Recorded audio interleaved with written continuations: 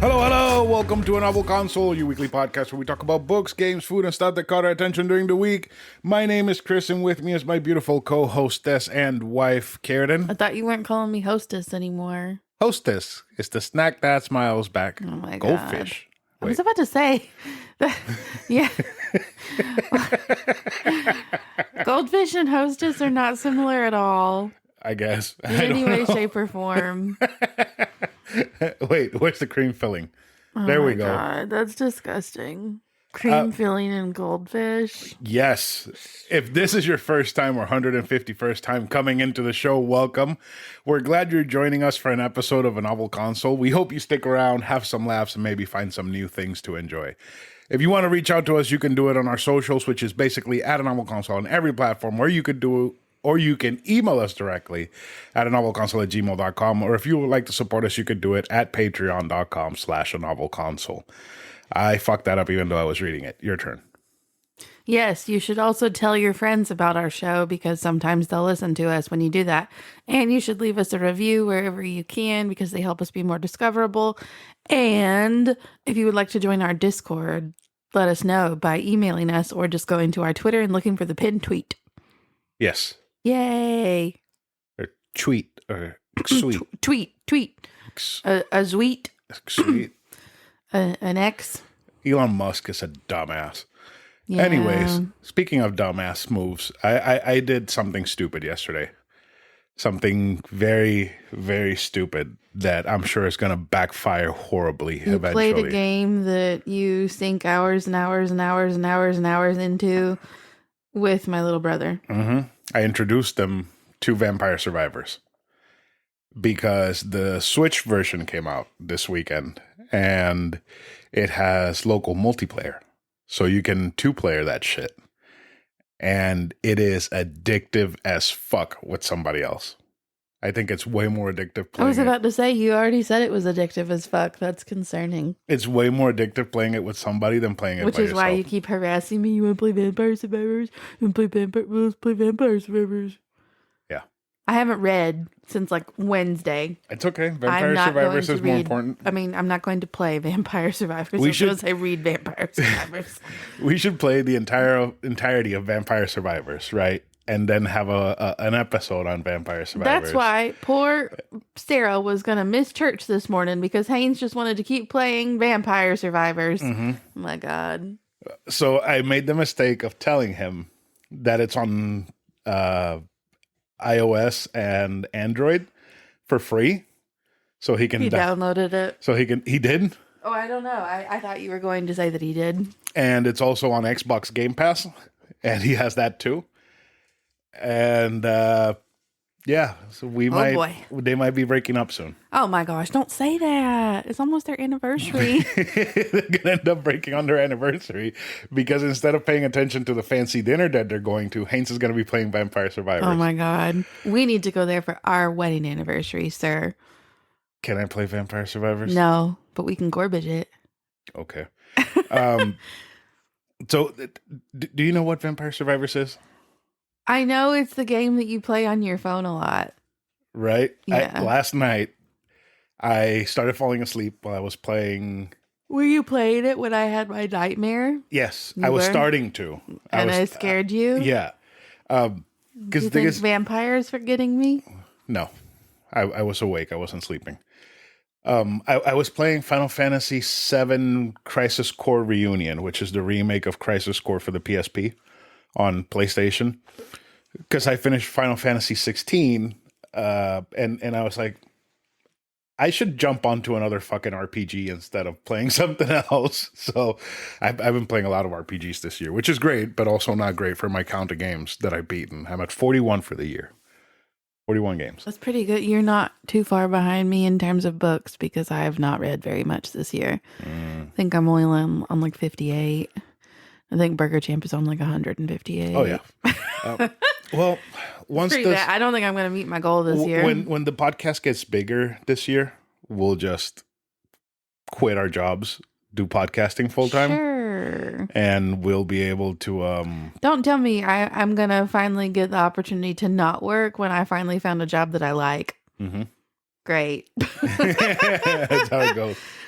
It's just like paying off your car and then totaling it. Right? That's what I did. That's what I did. That's exactly what I did. Anyways, so I was playing Final Fantasy VII, and there were these like side missions that you can do to get like extra stuff and shit, which you really don't need to do it to beat the game. It just makes it so that you have better stats or you have like items and shit. And that is loud as I was hell about right to now. say, you're definitely going to be able to hear that. Oh, well. Look at Tap her on the butt. She stopped. Anyways, so I was like, it's like 1 a.m. I'm just going to go to bed and maybe read a little bit and fall asleep. So I got in bed. I read a little bit, reached the most current chapter on whatever manga I was reading. And I was like, I'm going to check Vampire Survivors. And I checked Vampire Survivors and I started seeing like all the things that I could check off. I was like, maybe I should play a round of Vampire Survivors. And then you started having your nightmare. I'm so sorry. Like, So it was one of those nightmares where I knew somebody was in the room with us trying to hurt us. And I thought, like, I knew you were next to me, but you were asleep in my dream. And I like tapped you like feverishly to wake you up. Did I hit you at all? No. And, but it was one of those where I couldn't talk and I couldn't open my eyes, but I could like see flashes, which was your phone. And I, in my dream, like held open my eye and I could see a woman with a flashing light in her face, like right next to me. And that's when I started trying to scream for you. And that's what the result was, where I scared the shit out of you. Yes. Yeah. Sorry. anyway, I was so scared. so Vampire Survivors is a game where you just survive waves of enemies and you don't attack. You just walk around. Your character has items that he collects or she collects, and those are your weapons for the round. And they're all randomized, so you're not going to get the exact same loadout every single time you go and do that. It's a very simple game. Like I told Haynes, like, Haynes, while we wait for Diablo 3 to download, because that's what we were going to play originally. I was like, let's just hop into Vampire Survivors. I want to see how it is multiplayer. And we couldn't stop. Like, you called and you were like, is dinner ready? I'm like, no, we're playing Vampire Survivors. Like, I guess I got to stop playing so we can have Eat. dinner. But it's super simple. Like, if you have a phone, everybody has a phone, just download it. There's nothing that you lose for getting it for free. If you want to have it on a console, you can get it on Xbox Game Pass. You can get it on Switch for like $5 with the DLC. So it's pretty fun. And with it having multiplayer, it's even more fun. Like, I'm sitting right here thinking, I wish I was playing Vampire Survivors right now, because it's so stupid and fun. Other than that, I don't think I have anything else for the intro. I don't have shit. This is going to be a very short episode because we don't have I a will gore try to make it as girthy as possible. I will try. Girthy. Because this is just me, right? Yeah, it's just you. I will do my best. Can you? I will do my best. Okay, I'll try to interject. I will try to get us at least to 45 minutes. Okay, I'll try to interject as much as possible then. Okay. Thank you. You'll have lots of opportunities where you will want to, I am sure. I'm sure. What are we doing? We're doing a class on Fourth Wing, bitch.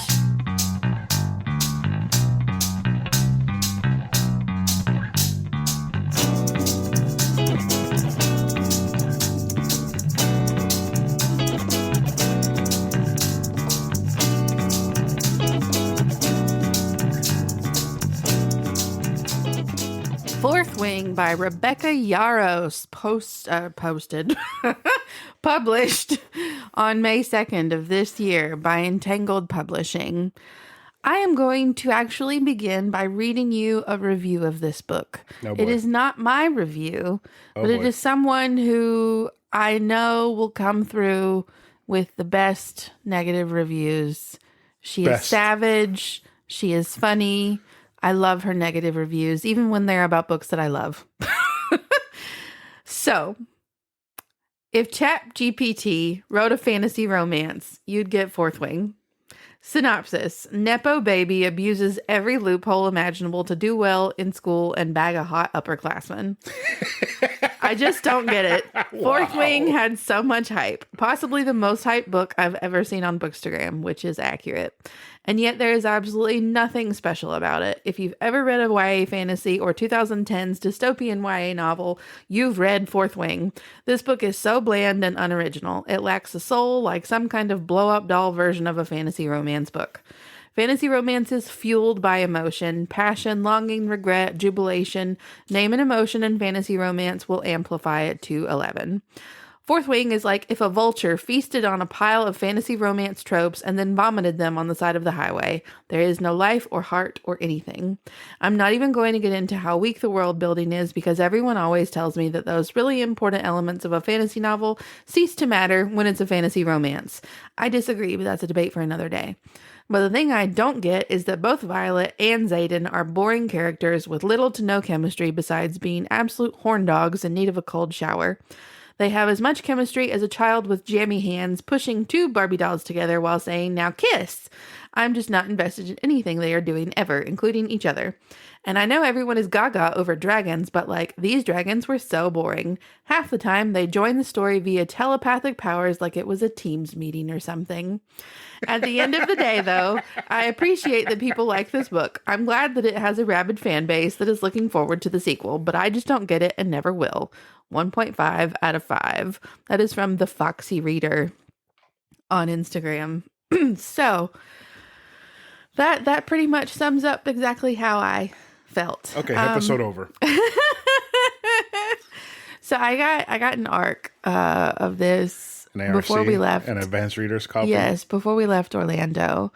The marketing for this book was kind of sloppy. They sent out arcs like 3 weeks before it published, which is weird. It's not a lot of time for a book, right? Exactly. And I'm not going to tag them in this post because God forbid they actually listen, because they do send me a lot of stuff. But Entangled Publishing, in my opinion, has some of the worst books ever on their roster. They published that Covet book about the it's basically a Twilight ripoff where the girl turns into a gargoyle at the end. Right. That I talked about. Yes, yeah. Yes. So they publish stuff like that. They publish the books that nobody else wants. I feel like they have never really had a rock star book. Let's be real. Except for this one. Except for this one, it makes no sense.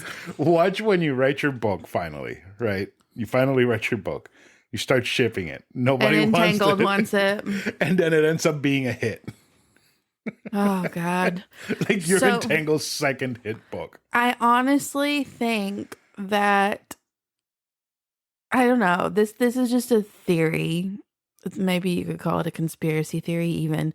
There's this chick who's super popular on Instagram and TikTok, and she really blew up around the time that she got this arc. She actually started the book boyfriend trend with the door. Okay? Oh, God. I love her. She's cool. She's very nice. But she loves this book. And she... You don't like her no more? No. I still like her. Okay. I don't like the kind of things that she reads, but she's a cool person. She started promoting this book like crazy. And I honestly feel like that played into it a lot because she is like a really big, super smut, harem, dark abuse type romance reader.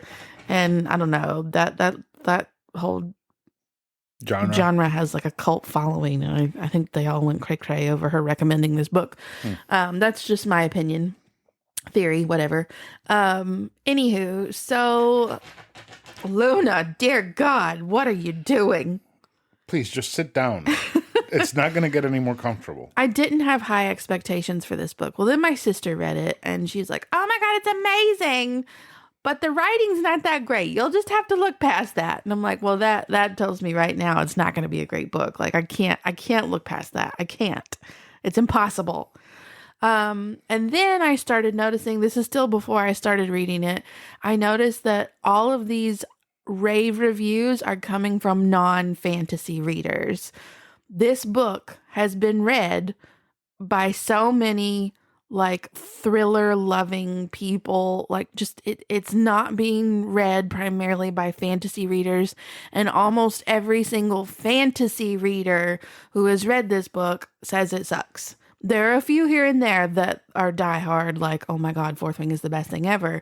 But it's so few and far between, I'm telling you. Us fantasy girlies started reading this book and we started trying to take down that Goodreads rating, but it's still real high, 4.66. And of course, I posted my review and all of my fantasy friends are agreeing with me. This book is trash. Yes, thank you. And then we got the bitchy, skinny blondes who read nothing but Colleen Hoover and Karen Slaughter and whoever else writes creepy rape romance books. They're all up in my comments like, oh, well, I loved it, but thanks for your honesty. And I don't want to tear down people who like this book, but also, how the fuck do you like this book? How? Okay, so let's start. First chapter. So many grammatical errors. This woman doesn't know how to write dialogue. Every other fucking sentence ends in a preposition. Drives me up the goddamn wall. I'm like, okay, this is an arc. I need to calm down. I'm being too vicious.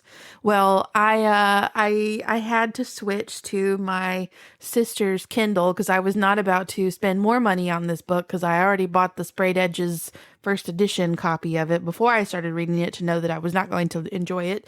So I borrowed her extra Kindle to keep reading this book, aka the published version, no longer the ARC at this point, and it's still just as bad.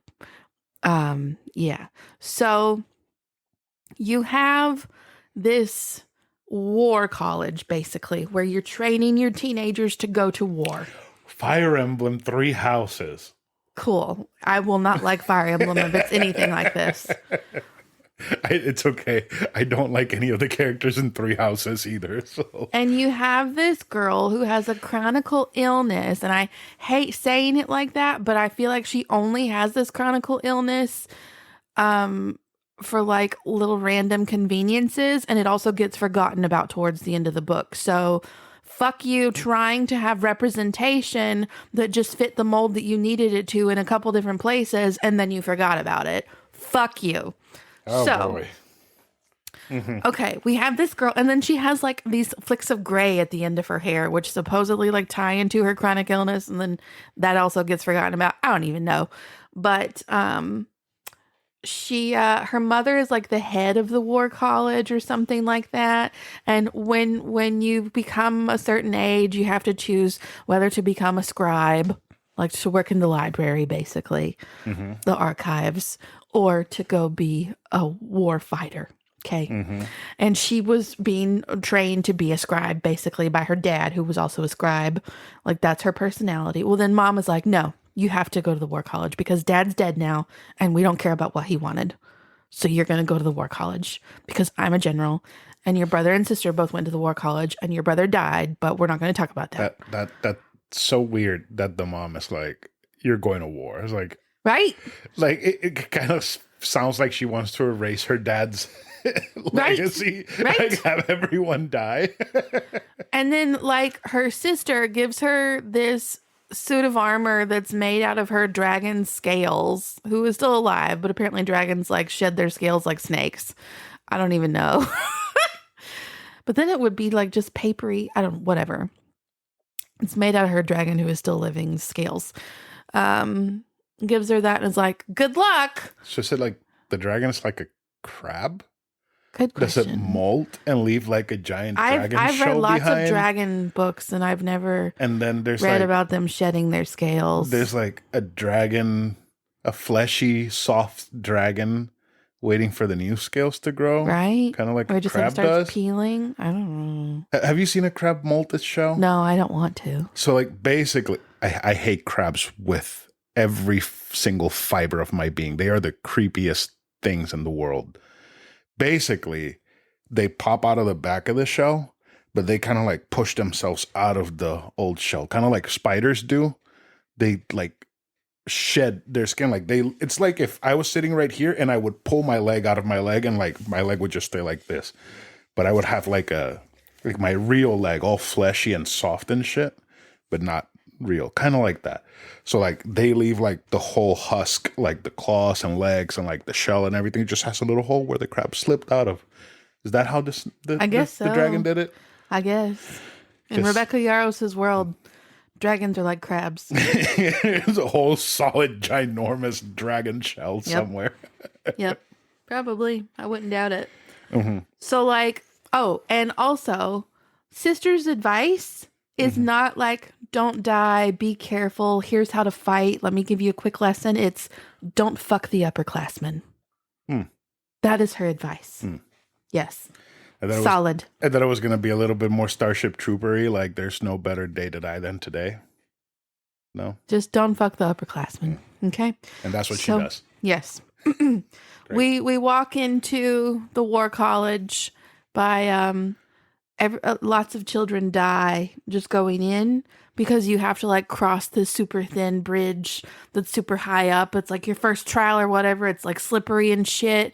And like she has these good gripping boots that the sister had given her, but she makes a friend in the line who has bad shoes. So she makes the friend take one of her boots. So they're wearing mismatched shoes because it makes more sense to walk across this super dangerous bridge on uneven footing than to send friend with her non-grip shoes, her non-slip shoes. Excuse me.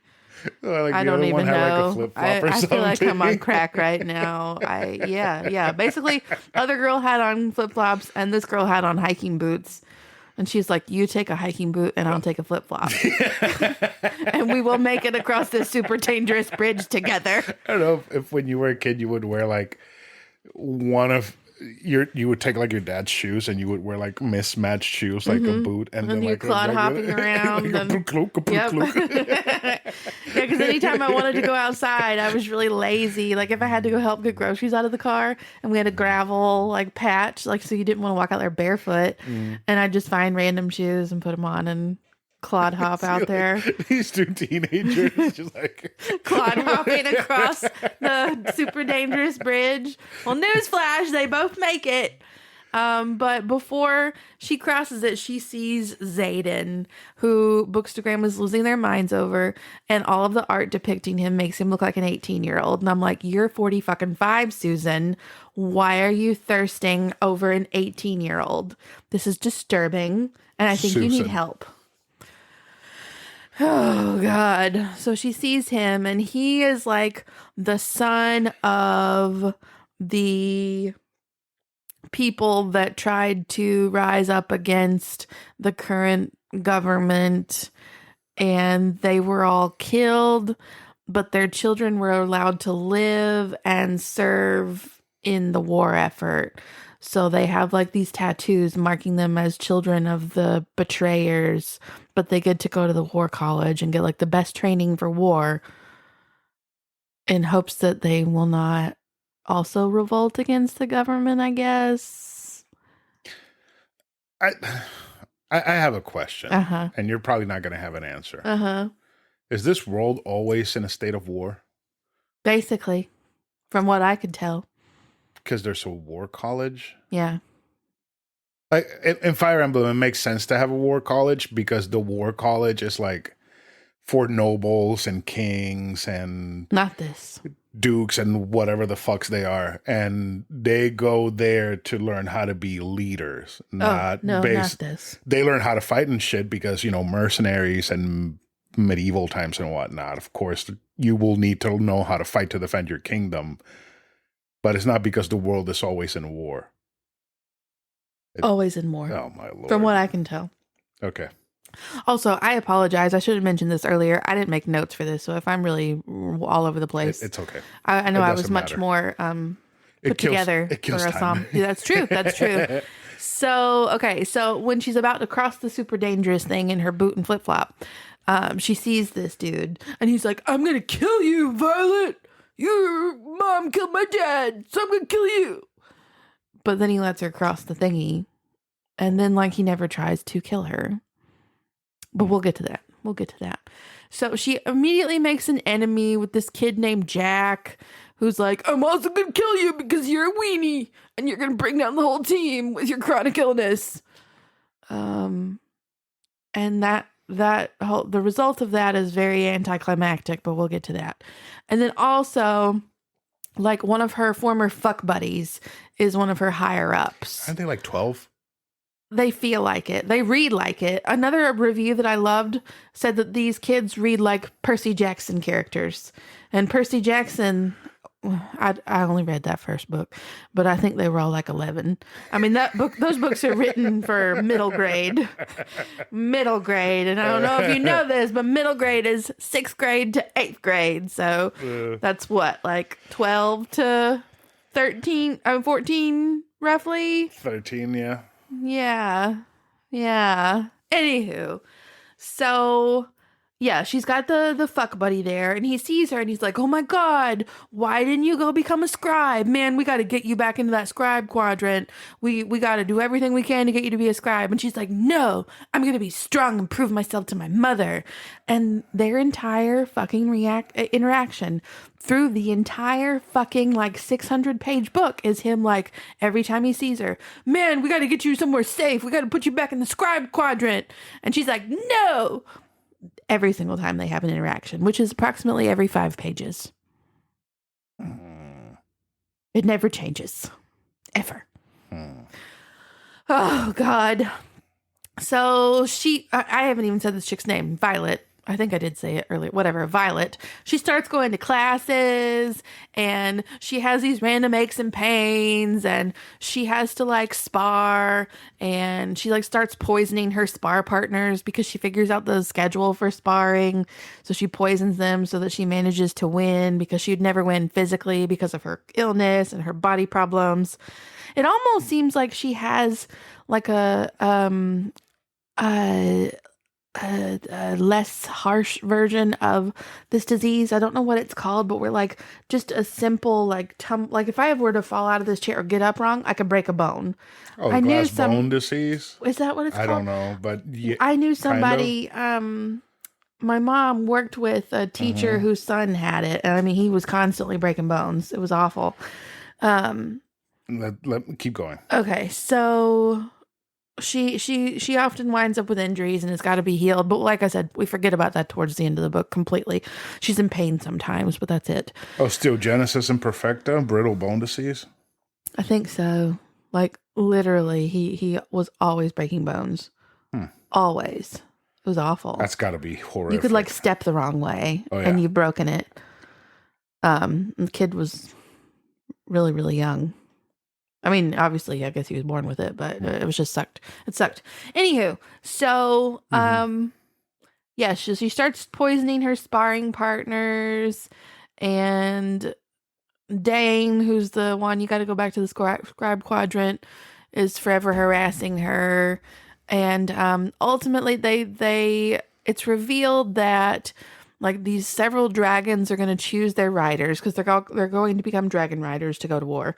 But there's this big bad dragon who has not had a rider in years, and he's not choosing this year. He says he's not going to do that. Oh, the dragon the dragon okay, says this is her dragon.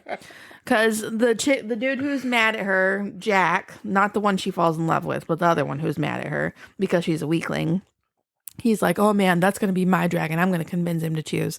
I'm like, nope, she just clearly gave away that this is going to be Violet's dragon. Like, she is setting this up so deliberately. It's so fucking obvious. I can't even. So of course, they go out to like this random field to like run around like they're in the Hunger Games or something and let dragons choose them or kill them. And there is this baby dragon.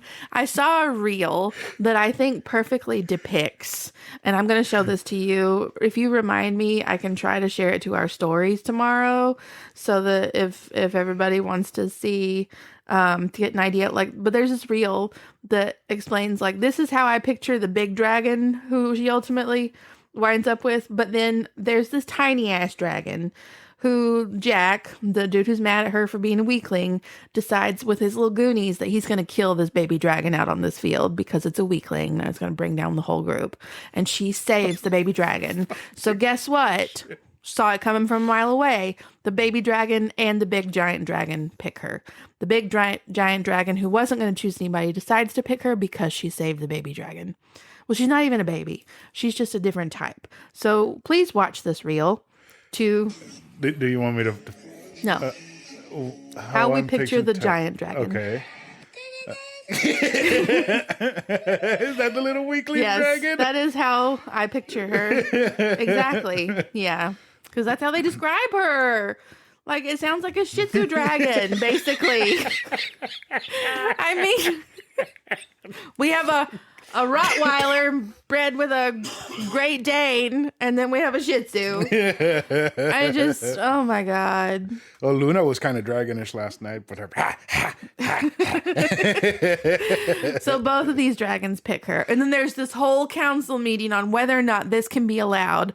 But then they're like, but the dragons rule us, so I guess the dragons have to decide. So then the dragons have a meeting to decide, but nobody's allowed to attend the meeting. We just have to... Did Dragon Mitch McConnell have a stroke while he was... Oh my God. Giving away I can't. The final say? Yes, he did. Dragon Mitch McConnell had a stroke? I can't. Anyway... What's the name of the lady dragon in the wheelchair that they had to told her how to vote on this issue? I don't know her name. But that's ridiculous. I don't care if she's a Democrat. Like, this has gone too far. Dave is probably enjoying that joke way too much right now. Oh my God. Anyway. So both these dragons choose her. Meanwhile, she and Xaden are still dancing around each other, but now they have to be more personable because the big gigantic dragon is the mate of Xaden's female dragon. So now Xaden and Violet are tied together because their dragons want to fuck. Yes, they already fuck. Oh, the first line of the book is a dragon without its rider is a tragedy. A rider without their dragon is dead. Like, once again, grammatical problems, but maybe the rider is genderless. So I don't think that's what she was doing, though. I think she just used improper pronoun antecedent agreement. Anyway, I feel like this book is perfect for, like, I don't know if you ever saw it. There was a show on Cartoon Network a long time ago called Mad, like the Mad comics that you find at the store. Not Mad TV. It was like Mad, like the comics. And they would like spoof like different things. Like there was one where it was Grey's Anatomy meets anime. So you have like the doctors going Super Saiyan because they need to cure this. What the hell? Patient's cancer, or the other one sending them to the shadow realm. That's ridiculous. Like Yu-Gi-Oh. Right? I feel like this book would be perfect for like that, a treatment in that shit.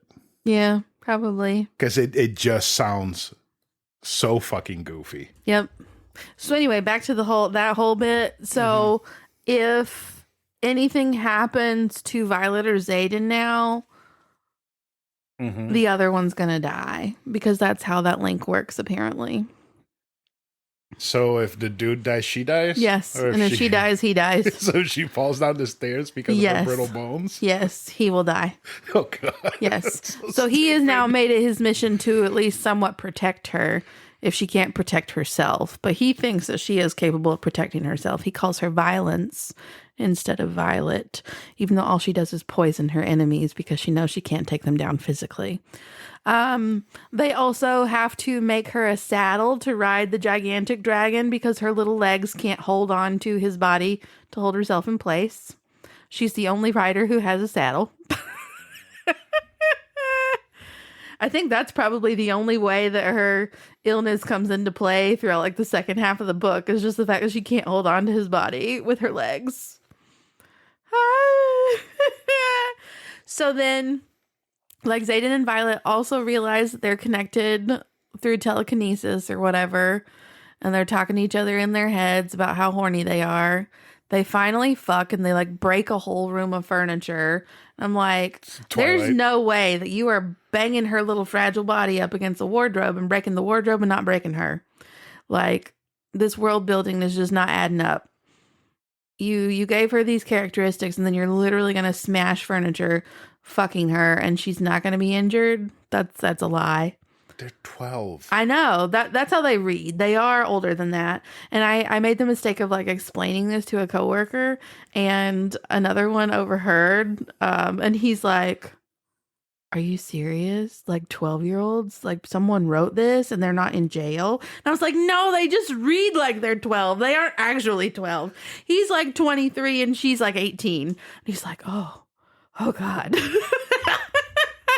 I was like, yeah, I just felt like I felt dirty because they feel so much younger than they actually are because they're Like- fucking immature idiots with horrible dialogue. It's like some manga where, like, some of this very ecchi manga where they're like 16 and they read like they're 40. And that's another thing. Like, everybody on the internet is like super horny over their horniness. And I'm like, y'all, you need help. Like, this is Kids. like preteens having sex. But whatever, to each their own. I guess that's why they get off on Colleen Hoover and her abuse romanticizing. Anyway, God, I'm so savage. I feel a little bit bad. No, it feels like it's justified. It feels warranted. Right? Okay. So, and then like at Creepy some point, Violet, so there, everybody's giving Violet shit because she has not, channeled or something like that. Basically, you get a gift from your dragon. Okay. I told you that one of the guys, his gift was reading minds, and the professor immediately walked in and snapped his neck because that's a security issue. My God. So like Violet's mother shows up like one time just to be like, you haven't channeled yet, you need to work on that. And then she's disappeared again. Even though she's like the head of this school, apparently. Oh my God. So she finally channels in a battle where Jack is hurting her friend and she gets so mad she channels lightning. Lightning strikes and a building falls down on top of him. And I'm like, are we serious right now? This dude that she's feuded with, since she clod hopped across that bridge, she's just going to have a lightning strike and some bricks are going to fall on him and he's dead? Like, are you serious? I was sure he was going to show up again, but he didn't. I shouldn't have been surprised that he didn't because this author is, wow. Yeah. Anyway. Wow. So that happens. But then something I forgot to mention is like in the beginning when she's like sad because she can't be a scribe like her dad wanted, she like is constantly thinking about these stories that he told her about wyverns and like how they were like bastard creations of people who were jealous of dragon riders and they decided to just start consuming magic and become these like evil demon beings, and they created their own dragons through wyverns, whatever. Wyverns. I've heard it pronounced both ways. I swear I've heard it both ways. I'm pretty sure I've listened to an audiobook where it was pronounced as wyvern. I think when I hear wyvern, I for some reason think of grubworms. Oh, well, anyway. So wyverns. Okay, and it was a fairy tale. Well, then like there are these little sprinklings in of like these books not existing in the library because like she has to take stuff to the scribe quadrant as like one of her little menial duties that she's the only one capable of doing. And she asked her mute friend about this book and the girl's like, that doesn't exist, and just weird little sprinklings in, but it's just it's like she's trying to make it subtle, but it's also so like misplaced that it's so fucking obvious. I'm like, there's going to be something towards the end of this book where she's going to find out that these super crazy possessed magic people and these wyverns are real, where she thinks they're fairy tales. Sure enough, the final battle is with these crazy magic possessed people and their wyverns. Very obvious. Hold up. He keeps saying battles. Like there's random battles just sprinkled out for Yeah, they for have no reason. There's they like have skirmishes. yes. They have fucking Fire Emblem. they have like battle class too, where Oh my like their God. professors will throw them into random battles. Oh God, that is Fire Emblem. Yeah. And like this battle is supposedly one that they've been kind of thrown into by their professors, but it's like to send them all to their death because they need them all to die because they found out something that nobody's supposed to know about this shit. And because she remembered reading about it, and apparently the dude who is her old fuck buddy who wants her to go back to the scribe quadrant, his ability is to touch you and read your mind. So it's not as bad as the one who constantly hears people. So he's not as big of a security threat because he can't touch everyone, but he knows that she knows about this thing. So their team has been sent on a suicide mission.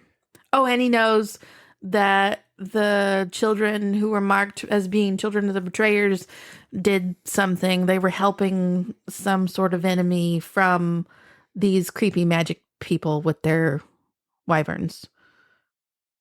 So they're sending out the whole class to die?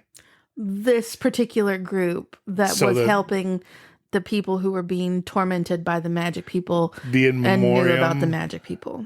during graduation is going to be like one whole classroom is dead. Which isn't unusual for this place. Every day they do a death roll call. So one of the absolute worst parts, which is saying a lot because every fucking part of this book was awful, is during this battle, like when I read it as like them being in this little abandoned like ruins of a castle, and they're watching these magic possessed people slowly walk towards them. That's how I pictured it in my head. And the whole time she's like, oh my gosh, this can't be real. Oh my gosh, I read about this in these stories. Oh my gosh, is this really happening? Oh my gosh, I see them walking towards me, so it must be happening. I'm like, what the fuck is wrong with this woman? Who taught this lady how to write a book? Did she read any fantasy books ever? Like, what the hell? What the hell? And just the way that this shit was so random, I'm like, I know that everybody is so floored by the ending of this book. I'm going to be pissed if this is what they're floored by, because I mean, this has been sprinkled in this. You saw this coming from a mile away. You saw the dragons choosing her from a mile away. You saw this coming from a mile away. I know that these people on the internet are shook because either her dad or her brother is not dead. One of them is not dead because And is the leader of the bad guys. Brother died in a battle with the people who betrayed. So like he was supposedly killed by Zayden's dad. And I'm like, so it's got to either be him or dad who knew about all these things that they made everybody think was a fairy tale. I know it's got to be one of them. Which one was it? It's the brother. Ah. He's the leader of the resistance. Of course, the final... God, I hate it so much. Yeah, the final line is like, hey, Violet, welcome. I'm like, if y'all didn't see this coming, I don't understand how you yeah. Oh my Lord. Yeah. So I gave it 1.5 stars, and I only gave it the half star because I didn't DNF it. It was like, it wasn't bad enough that I literally could not go on. It took me months. Let's see, I started reading this while we were at the beach. We were at the beach the first weekend of June, and I did not finish reading this book until, 2 weeks ago? About. So that was the beginning of August. Right. It took me 2 months to read this god-awful book. I think this book is You're the Last of Us. Yeah? Yeah. Because people have such a boner for it, and it's not great. And today I saw somebody shared on their stories that Rebecca Yarros received her copies of the next book. And I'm like, oh my God, Entangled, please don't send me this book, because if you do, I'm going to feel like I got to read it. And I don't know that I can stomach it. So what's it going to be called? The Fifth Wing? Iron Flame. So who was the Fourth Wing? Fourth Wing is like their group.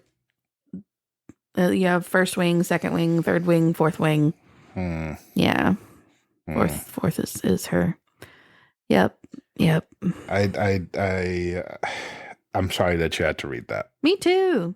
I mean, I didn't have to, but I also had to know why it was so hyped. And I love fantasy. It and romance are my two favorite genres. But I'm like, y'all, I got so many better dragon books for you to read. We won't start with The Lord of the Rings because I know that's very difficult. Well, it would be The Hobbit. We won't start with The Hobbit because I know that's not everybody's cup of tea. They need to read Fireborn. Bride of that the Dragon series. King or whatever it Oh is my God. that you bought. I haven't read that one yet. No. But watch that be a better book. Probably. I will report back once I've read it. Aragon is so much better than this. Granted, I don't dislike Aragon. I know a lot of people do. The movie's trash, but the books are not bad. They're much better than Fourth Wing. There are lots of books that are a lot better. Like, if you want to be fantasy girlies, let me point you in the right direction, but this is not it. It just sounds so bad. It is fucking terrible. Combined with the fact that the dialogue is super awkward and stilted. It feels, once again, like 12-year-olds talking to each other. It's just like you need to read this stuff aloud and hear that this is not how people talk to each other. This is awkward as fuck. And another thing, the sex scenes reminded me a lot of the 50 Shades of Grey sex. Because it was just like, oh, you're so fucking hot. Pump, pump, pump. Fuck. You're so hot. Pump, pump, pump. Like, who gets off on this? Not me. People who like 50 Shades of Grey, apparently. And Colleen Hoover. Yes. Yeah. Wow. It's just everything you could see coming from the very fucking beginning of the book. Everything. Don't fuck upperclassmen. We fucked them. These little fairy tales that my dad told me about, they're real. My brother was killed by so-and-so, and fairy tales, he's still alive. Yep. I'm sorry. I'm so sorry. Yep. Oh, I don't want a class on the second book because this. I'm not going to read it unless they send it to me. If they send it to me, I'll feel like I gotta. But if not, I'll just read. Hopefully they got the message. Right? God, so fucking bad. And like those dragons were done so dirty. They are literally supposed to be the stars of the book. And like she said, they only show up via telepathy. Really. They were done so dirty. They felt like minor characters. When if you're a dragon rider, your dragon should be a main character. Like in Fireborn, those dragons are not verbal in any way, shape, or form. They just have like a connection of like understanding. And those dragons felt like main characters and they were not even able to speak. The dragons being able to talk and popping in through like Zoom calls reminds me of the dragon episode from Rick and Morty. Yes. Those were more relatable and present dragons than these. Their links with their writers was more of a sexual nature. Oh, Moon is talking. Those were better dragons. Oh. I'm going to go find a reel of those dragons and share it to my stories and be like, better dragons than like Tarn and Endarna. You should find the part where Rick is trying to break up with the dragon and the dragon's having kind of like a meltdown. Yes.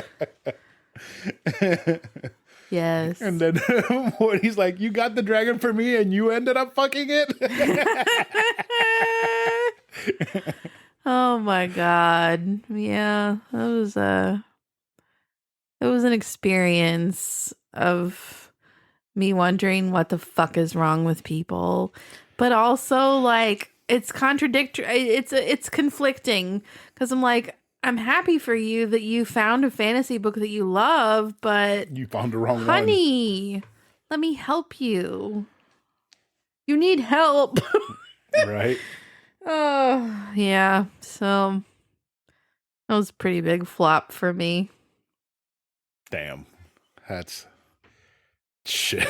Yep. It's pretty bad. So while I was playing Final Fantasy Crisis Core last night. I was like, huh, I don't remember a lot of this stuff, and it's like super interesting. Maybe I should do a class on this. And now thinking about it, I'm like, I have no idea what the fuck's going on in this game. Can I really give a class on this? Probably not. But I think I might after. And I'll try to figure it out because it's like you kill someone, but then it turns out that they're not really dead, but he might be, or he might be in the live stream fucking up everything because the live stream is a thing. The live stream, not the live stream. Live stream. Live stream. Is a thing. And there's clones, and like for some reason somebody sells her somewhere else and they can like conduit shit. It's a fucking mess. I'm like, I just want to hit shit with my giant sword and watch Zack be the best boy. Because Zack is the best boy. Better boy than all the boys in Fourth Wing. Oh yeah. Definitely. So anything else you want to say about Fourth Wing? No, I'm done with Fourth Wing for now and forever. Okay. Done. See, look, I got us to 51 minutes. You did. Well, I got us to 49, I think. You pushed us to 51. Yep. Anything else you want to say or talk about before we end this? Stop picking your nose. I don't think so. Oh, I guess it could go into dragon news, sort of. Con. Yes, we're gonna meet Andy Serkis, and I'm losing my mind. I kind of just want to be like, Andy, say a novel console. This is, and have Andy saying a novel console. Oh my God, that would be amazing. I'm really so excited. What I really want is just to do that line where you get to have him sign shit, and instead of having sign shit, I just want him to say lines from Sid from Final Fantasy 16. I'm trying to decide if I want to have my sister make me a t-shirt, like "What's Tater's Precious" or something. She could make you one. She could make all of us. She should make us console shirts. I'm not wearing a console shirt for my picture with Andy Serkis. She should make console shirts for us. And, she could. And I'm sure she would. Your mom should wear one. I'll wear one. And maybe Hunter and her boy toy can wear it. Her husband's going, right? No. No? He is not. Oh, okay. I thought it was her husband. No. Anyways. Yes. Console shirts. Maybe. Not for Andy Serkis photos. Yes. We need Andy Serkis t-shirts. I'm wearing a console shirt for Andy Serkis. I'm going to be like, Andy, read this. And he's like, what? No, we should all wear a t-shirt with a different famous Andy Serkis line on it. And we can give him a novel console t-shirt. No, we can't do that. No. You can wear a novel console t-shirt. I want my shirt, my Andy Serkis shirt, to be lines from Kong. So Kong screaming and him getting eaten by the worms. That's the lines that I want. Or a picture of him from Andor saying, "I can't swim." That was heartbreaking. Oh, I just wanted to die. No. You can have a t-shirt that says whatever it is that he says when he finally starts to tell Cassian when he says whatever floor. You know, when Cassian's trying to get him to give him information and he won't, but then the old man dies and he, like, the last line of the episode is him telling him what he had wanted to know. How many soldiers? How many guards per floor? It was like 12 or something like that. Yeah. Something, whatever. Yeah. Yeah. You can have a Caesar line. No! I love that line so much. Oh, gosh. Okay. Andy Serkis. Give him a novel console shirt. Pretty pumped. Yeah. Be like, hey, we love you in this podcast. Here. Wear this, please. Please and thank you. Right now, or I'm not leaving. Like, wear it in every single one of your photos. Yep. Yes, please. Con. Put it on now. Now. Oh my God. I can't. Let me see that Andy Serkis chest. Anywho, we're rambling at this point. Let's go. It's early in the morning. We gotta. Oh, you can go make lunch now. I can. You can. No, we can you together. Because I'm making podcast. Anyways, that's it for this week's episode. Karradyne, is there anything else you want to say before we end the show? Don't read Fourth Wing. I did it for you, so you don't have to. Yeah, it was a disjointed mess the entire time. Although I think I would like to know Burger Champ's opinions, but I don't think you'd ever Burger read Champ, this please book. don't read this book. Yeah. Do not read this no. book, Champ. Please. It's pretty bad. It's pretty fucking bad. All right, so you want to say goodbye to everyone? Goodbye, everyone. Goodbye, everyone.